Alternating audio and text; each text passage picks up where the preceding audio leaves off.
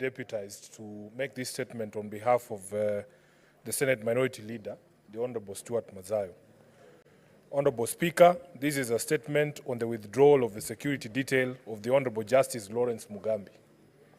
Mr. Speaker, sir, I rise pursuant to Standing Order 52.1 to make a statement on a matter of national and general topical concern, namely the withdrawal of the security of the Honorable Justice Lawrence Mugambi, Judge of the High Court of Kenya.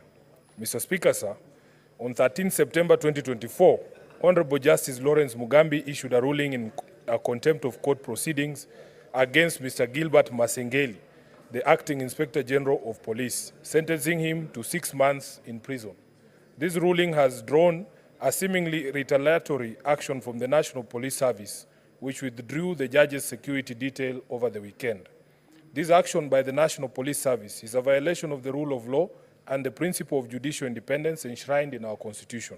It is not only illegal, but outrightly unconstitutional.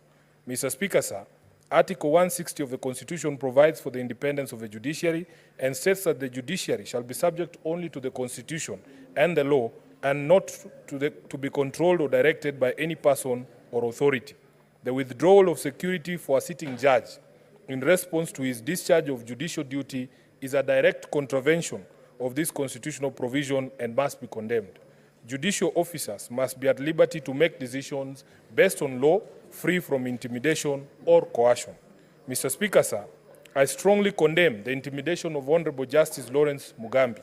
We must all take cognizance of the appeal processes provided in our laws for any party who feels dissatisfied with a court ruling, rather than resort to revenge missions against the judiciary.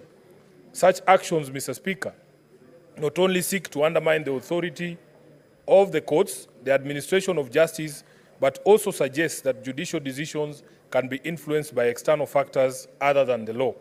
Mr. Speaker, sir, it is imperative that we take note of these actions by the National Police Service and their potential impact on our judicial system. As a retired judge and Senate Minority Leader, I have also suffered the wrath of holding the executive accountable that resulted in the withdrawal of my security detail. This unjust behavior of the National Police Service of withdrawing security detail without stated and justifiable reasons for the same must stop henceforth. Mr. Speaker, sir, we must respect the principle of separation of powers and uphold the rule of law. The independence of the judiciary is a fundamental tenet enshrined in our Constitution. It is essential for the protection of human rights, promotion of fairness, and upholding of democratic values. The judiciary must be allowed to operate free from external pressures and interference, ensuring that every case is heard and adjudicated based solely on its merits.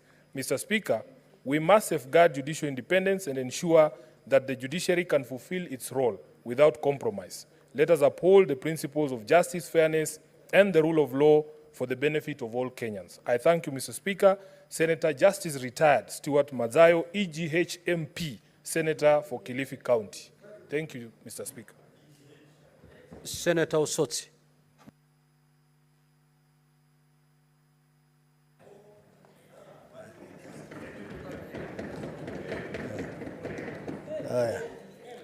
Mr. Speaker, sir, I rise pursuant to Standing Order number 58 to make a personal statement regarding my nomination by the Orange Democratic Movement